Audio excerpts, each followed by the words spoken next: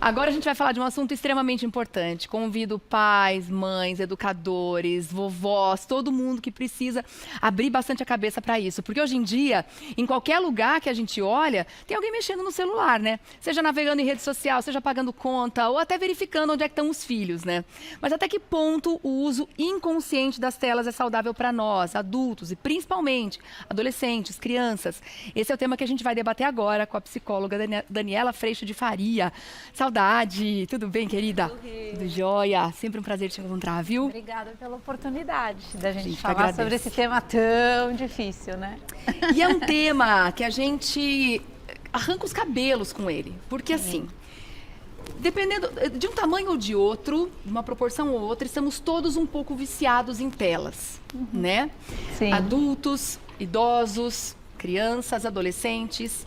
A gente consegue mensurar se para alguma faixa etária específica o dano do excesso de telas é maior do que outras, ou ele é devastador para todo mundo? Acho que ele é devastador para todo mundo. Quanto mais cedo, acredito que pior, a gente vai ver um dano maior ainda. Mas acho que as crianças e adolescentes, a gente está vendo um empobrecimento da vida significativo. E de onde vem esse termo demência digital? Então, se a gente pensar no termo demência, a demência é a deteriorização do nosso cérebro. Então, a hora que a gente deixa de... E nosso cérebro funciona como um grande músculo. Igual a gente faz musculação, a gente faz ginástica, a gente tem uma resposta a estímulos. Então, a hora que esses estímulos são pobres, pouco variados, é como se a gente fosse deixando criar mato dentro do nosso funcionamento. Ao invés de criar avenidas por toda a nossa capacidade, a gente vai empobrecendo. Então, a demência seria, né, a deteriorização, o empobrecimento da nossa capacidade cerebral, cognitiva, de concentração, pensamento crítico, tudo isso a gente vai ver isso sendo afetado pela pobreza do estímulo digital, e isso vai acontecer no fim do dia na vida aqui fora, na vida concreta, na vida real, né?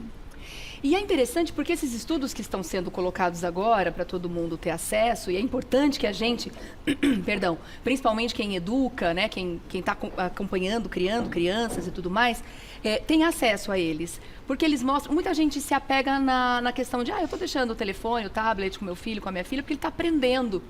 Ele está ali, ele está se informando, ele está jogando, é um jogo educativo, está fazendo bem para ele. Mas os estudos estão mostrando que a diferença entre o papel, o livro e o telefone é absolutamente diferente. O aprendizado que se tem dentro do mundo digital é completamente diferente do que o que a gente conhece como tradicional, né? O estudo tradicional. Sim. O que acontece? A gente vai olhar no nosso eletrônico uma diferença muito grande no que se refere ao tempo das coisas. Então, imagina que uma criança, quando ela pega um tablet, ela consegue jogar memória, ela pode até jogar jogos educativos, mas ela entra e sai desses jogos, por exemplo, num tempo muito curto. Isso faz com que ela, na verdade, seja estimulada no mundo do desejo. E a hora que ela está estimulada no mundo do desejo, ela acaba de deixar de ser convidada ao estímulo longo. Lembra aquele armário de jogo de tabuleiro que você falava, qual que a gente quer? E aí você abre, você lê a regra, ou o desenho no papel. Então, se eu erro, eu preciso apagar, ou eu vou pegar outra folha, fazer de novo. O tempo das coisas, ele é muito maior quando a gente trata dessa realidade aqui fora do que dentro do digital, que eu apago com um apertar de botão. Então, a gente vai, na verdade, treinando essa criança um estímulo hiper rápido. E a hora que ela está num estímulo hiper rápido, ler um livro, ler uma história, desenhar num papel, tudo vai perdendo a graça, tudo vai ficando muito difícil dela sustentar. É como se a gente estivesse falando de uma corrida de 100 metros, que eu consigo tudo e eu já estou atendido, e um processo de maratona. Só que a conquista no desenvolvimento, tanto cerebral, emocional, cognitivo, social, da maratona, ela é anos-luz mais potente do que essa resposta imediata, né? Quer dizer, estamos todos emburrecendo juntos, né? Se a Sim. gente for parar para pensar o que está acontecendo nessa era digital, é muito complicado. É muito sério. É só a gente conversar com professores, inclusive, para eles darem um testemunho de como é que está difícil deixar uma criança sentada numa carteira e aprender o conteúdo que ele está passando, né? Sim. Tá realmente um desafio cada vez maior. As crianças estão ansiosas e imediatistas. A gente tem pergunta para você também, do pessoal das ruas. Sim. A Tarim Flores, que é empresária, tem a primeira pergunta. Vamos rodar? Tudo bem. Meu nome é Taren, sou empresária, tenho um filho de 16 anos e a minha pergunta seria se tem algum tempo limite para que esse adolescente fique no celular, né? Se eu tenho como estabelecer isso com ele, combinar com ele, né? O tempo limite, sei lá, 2 horas por dia, 3. E mais uma dúvida que eu teria seria quais são os perigos dessa exposição excessiva futuramente, né? O que pode causar na vida, de impactos na vida desse adolescente. É isso. Obrigada, até lá. Boa pergunta, Taren. Obrigada, viu? Nessa idade, eu gosto de 2 coisas, né? De 3, na verdade. A gente precisa cuidar de que tipo de estímulo. Então, quanto maior a tela, melhor o estímulo. Na tela grande, a gente vai ver um filme, a gente vai ter uma discussão, o que a gente achou. Então, quanto menor a tela e maior a interação, mais a gente está nessa interação rápida de desejo. E na tela grande tem começo, meio e fim, Tem né? começo, meio e fim, eu tenho que esperar o fim, tem a parte difícil da história, eu tenho que suportar aquela história. Ou às vezes, na nossa época, né? Só na semana que vem você vai ver a continuação, você tem que esperar o comercial. Então, imagina que a gente foi treinado dentro de uma estrutura a esperar, a refletir, aí beber água no intervalo. Né? Eu brigava muito com a minha irmã pela frente da televisão, quem ia ter o controle, todas a as briga histórias. do controle é um clássico. Agora está todo mundo com o seu controle, no seu celular, fazendo o que quer. E então o primeiro ponto é o tipo de estímulo, quanto maior a tela e menos interação, melhor. Então chamar para ver um filme em família, toda quinta é o filme em família, a gente precisa construir essa dinâmica. Além disso, o tipo de estímulo. Então, hoje os adolescentes e crianças estão sim jogando na internet e eu gosto muito de trabalhar com eles qual é a captura. Esse jogo de captura como? Como é que você está sendo, porque tudo está sendo, na verdade, desenvolvido para que você permaneça lá. Então, como que você é capturado? Que tipo de estímulo você está sofrendo? Estímulo em terceira pessoa causa um dano. Estímulo em primeira pessoa, jogos violentos, causam outro dano. Então, a gente entender qual é o tipo de estímulo é muito importante. Não adianta ele estar jogando menos ou ele estar na internet um tempo limitado com um estímulo péssimo. Então, a gente precisa olhar que tipo de estímulo. Além disso, um tempo. Ok, 2 horas, 3 horas, quando for um pouco mais velhos por dia. Mas a outra coisa é depois que a vida aconteceu. A lição da escola, o esporte, sol na cabeça, passear o cachorro. Depois que a vida aconteceu, o benefício, a consequência boa é que, ok, você vai ter esse teu tempo. O que acontece hoje é que a gente está com muita dificuldade de deixar nossos filhos desconfortáveis. E aí você não pode desagradar. E aí você precisa que ele queira sair, ele não quer sair. A gente vai ter uma luta nesse processo de saída do eletrônico. E além do agradar, tem aquela história, mas eu trabalho o dia todo. Meu filho chega em casa da escola, não tem o que fazer.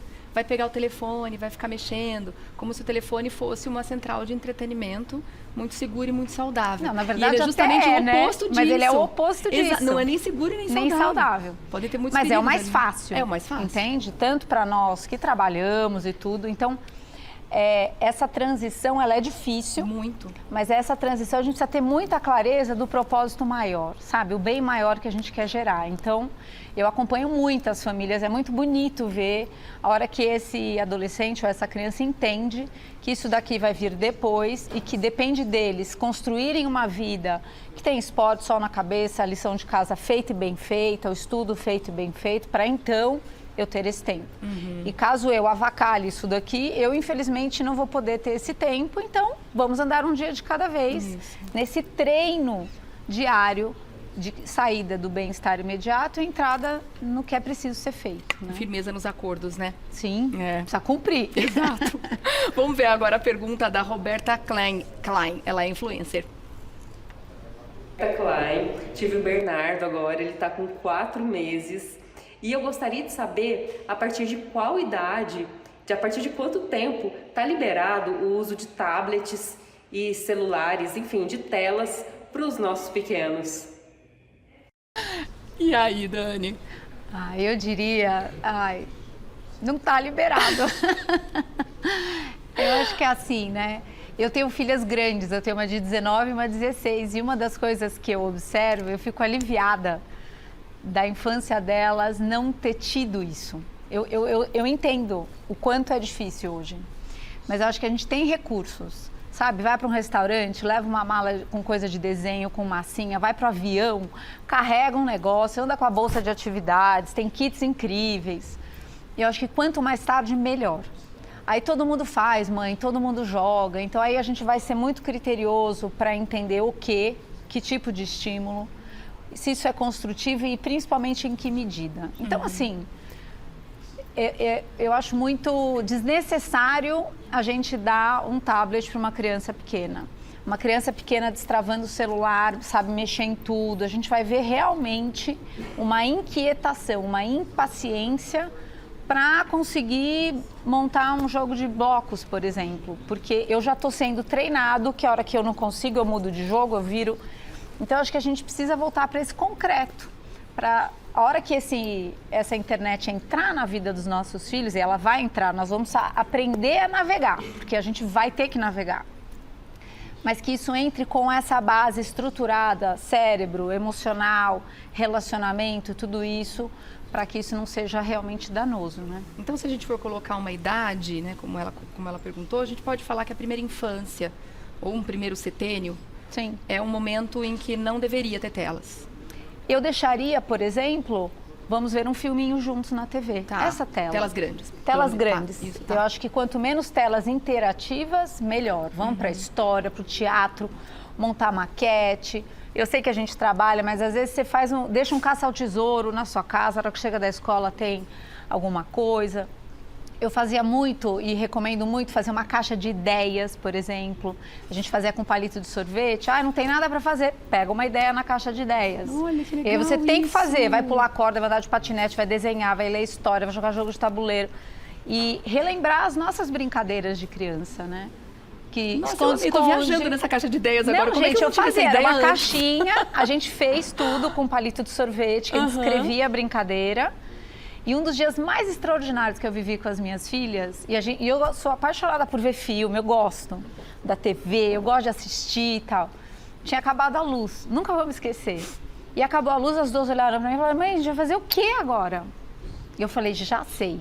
Era, sei lá, dia de semana, mas era cedo, tava tudo escuro. A gente foi pra varanda de casa e chovia muito. Eu fico até emocionada. A gente foi pra varanda, encheu de almofada. E a gente começou a olhar a chuva, ver os apartamentos que tinham luz, o que eles estavam fazendo, estavam vendo televisão, que a televisão que era coisa, né? E dias depois, a minha filha menor olhou para mim e falou, mãe, vamos apagar as luzes e fazer de novo? Ai, que demais. Então, assim, são momentos que a hora que abre esse ato, não tem nada para fazer, esses são momentos muito preciosos. É verdade. Que a gente pode experimentar em família. E você falando, né, me lembrei também de uma condição no momento que acabou a energia da minha casa também. É claro, tudo quietinho, não temos o que fazer. Começamos a brincar de gato Mia. Total. Tudo no escuro. Maravilhoso. Foi Sim. muito legal. Quando a energia voltou, eles fizeram assim, ó. Claro! Gente, foi tão... Olha, me arrepia de lembrar também. Então, assim, apaga a luz pra gente continuar brincando. Conta, né, Rê, a nossa disponibilidade. Eu acho que às vezes a gente precisa rever as nossas prioridades. Por mais que a gente trabalhe muito, é verdade. Nossa, a gente precisa e pra gente ter momentos atenção. como esse que você está vivendo agora, né? De lembrar de uma situação tão especial, tão marcante na sua e na vida delas, porque com certeza elas se lembram com o mesmo carinho e com o mesmo, né? Com o mesmo... Eu lembro que as luzes vermelhas, a menor falou, mamãe, o que é isso? É o farol do avião, tipo, o semáforo do avião, e a gente caiu na gargalhada. Então, assim, a caixa de ideias, essa história entrou para a caixa de ideias. Vamos apagar tudo e fazer... Eu peguei chocolate, a gente fez um momento mesmo. Então, criatividade, o lúdico, pode ajudar bastante. Tá certo. Dá tempo de mais uma? Mais uma? Então, a Elisa Gatti, que é influenciadora parental, também tem uma pergunta para você. Vamos ver. Pessoal, sou Elisa Gatti, influenciadora parental, conhecida como mãe musical, e eu queria saber se existe alguma maneira que os pais podem monitorar os acessos das crianças às redes sociais, se tem algum jeito de saber que tipo de conteúdo eles estão consumindo. E eu queria saber se existe algum sinal de alerta que a gente precise ficar atento que indique que as crianças estão sofrendo com o excesso do uso das redes sociais e o uso das telas. Tem algum sinal que a gente precise ficar alerta? Super importante. Eu vou começar pelo fim, né? Eu acho que a hora que essa criança acorda e ela só pensa nisso, a a hora que esse adolescente não topa fazer nada, é a hora que a gente vai entrar enquanto família esse é um programa, eu sempre fiz muito isso, esse é um programa da família, todo mundo precisa ir. Você pode ir de coração aberto e vai ser muito legal, ou você pode continuar retrancado aí de coração fechado, você vai de qualquer jeito e infelizmente seu dia vai ser chato. Então a gente, esse volume e a gente ir manejando isso é muito importante. Então, sinais, a criança não quer fazer nada, ela não tem estímulo para nada, existe uma preguiça para a vida aqui fora, muito quieta, muito encolhida, muito agressiva quando precisa sair da tela ou quando não pode estar na tela. Então, são sinais importantes para a gente manejar tudo isso e principalmente a medida e a vida que precisa estar equilibrando com a vida de verdade, né? A segunda coisa é que existem espaços hoje de aplicativos, instrumentos para que a gente possa colocar alertas para você olhar tempo, mas eu não sou muito a favor do pronto, cortei o seu acesso, você não acessa mais a internet, não isso, não isso. Eu prefiro muito mais a gente ir construindo com consequências conversadas para que não venha algo de fora para dentro, para que a criança vá aprendendo, o adolescente a gerenciar. Mas existem recursos que vão apitar quando a criança acessa alguma coisa equivocada, existem recursos de aviso, mas o mais importante é essa criança entender que dentro, e adolescente, que dentro da internet há tudo, o que há de correto e o que há de errado. Então esse discernimento é o que a gente precisa mais desenvolver nessas conversas e nesse acompanhar assim dessa como na vida. vida, né? Assim Tem como certo na vida. E errado, é isso aí. Dani, obrigada. Olha, que pauta importante. Eu ficaria 2 horas fácil falando sobre esse assunto, no mínimo. Por isso, Sim. deixa aqui o convite para você voltar e a gente continuar esse papo. Sempre, Rê, obrigada, Tá bom? querida. Eu que agradeço. E aí, para você fazer contato com a Dani, você vai lá no @Daniela_Freixo _D_Faria. O Daniela você vai escrever com 2 L's, tá bom? @Daniela_Freixo _D_Faria. Minha linda, obrigada, viu? Até Beijo. a próxima, querida. Até. Obrigada.